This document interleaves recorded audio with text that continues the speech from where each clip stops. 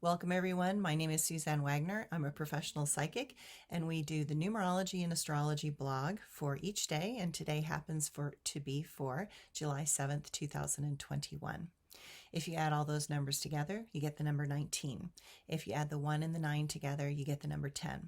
The number 10 is a power number, and you'll hear me often say sometimes it's a 10, sometimes it's a 1.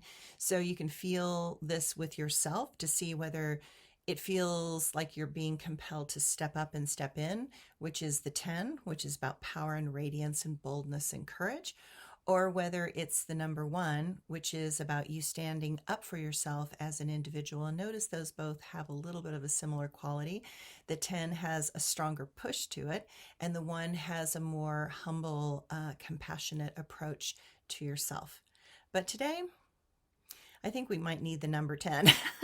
So after dealing with panicked phone call after panicked phone call after panicked phone call for the last couple days, I think we need to empower each other. And so we're going to pull this day towards the number 10. And it tells us that it is time to get up and do something wonderful. Why not? Why not make this an amazing day? Why not do something that you will positively remember forever? We all need each other. We all need to connect and have others to share and care. There are many things that cannot be stopped as life dishes out the lessons for our karmic journey. But in each moment, we can make small miracles happen.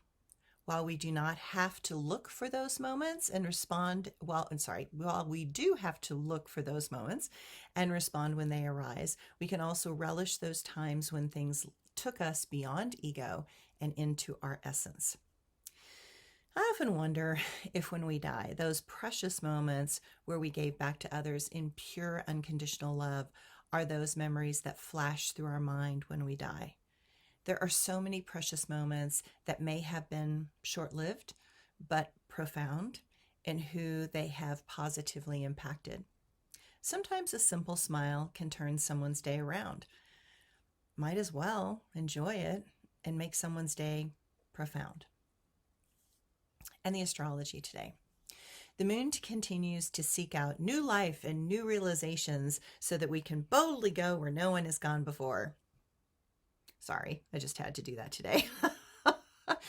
The moon is in Gemini, and it loves to explore the possibilities of the mind and gain knowledge and insight. The day tries to bring in that objective and scientific mindset that prefers overview and perspective over emotional engagement and mud wrestling.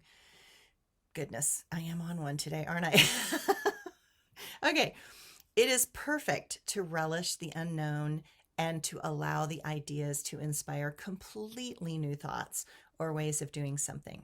So let's try and turn this detached quality of the moon in Gemini into something intellectually constructive. Venus will trine Chiron, giving us the impetus to heal past relationships and then in turn to allow us to understand another's perspective. As humans, we are deeply flawed, but beautiful in our uniqueness. Learn to trust those that care for us in unconditional ways and accept us as we are. Realness is sought out, and authenticity can revitalize us energetically if we just give it a chance. And my quote for today: we are out on the edge of a new world. We are here to discover and uncover a possibility. The fires force us to look at the heat and anger that has gotten out of control inside and is manifesting outside. The storms show us the emotional mayhem that we have been feeding with our disowning of truth. We impact this world in ways that we cannot totally understand. When we are responsible for all of our actions and interactions, then this world can heal. And my blog for today. So, yesterday, I watched a mama skunk and her 5 babies take a stroll through my backyard.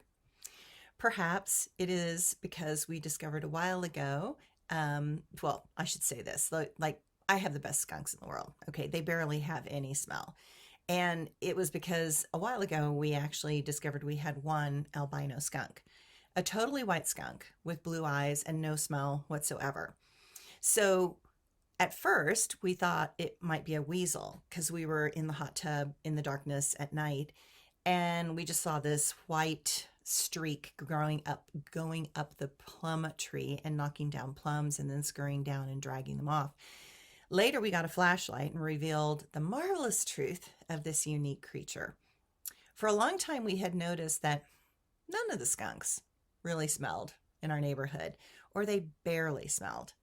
We thought it might be because we do not have a dog, so they do not need to defend themselves. And my cat is smaller than the skunks, and they just kind of look at each other in the backyard.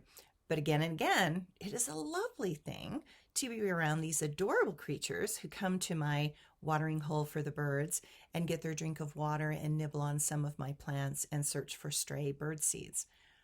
But then last night, a more unwelcome visitor showed up, the bear. It's been about a year.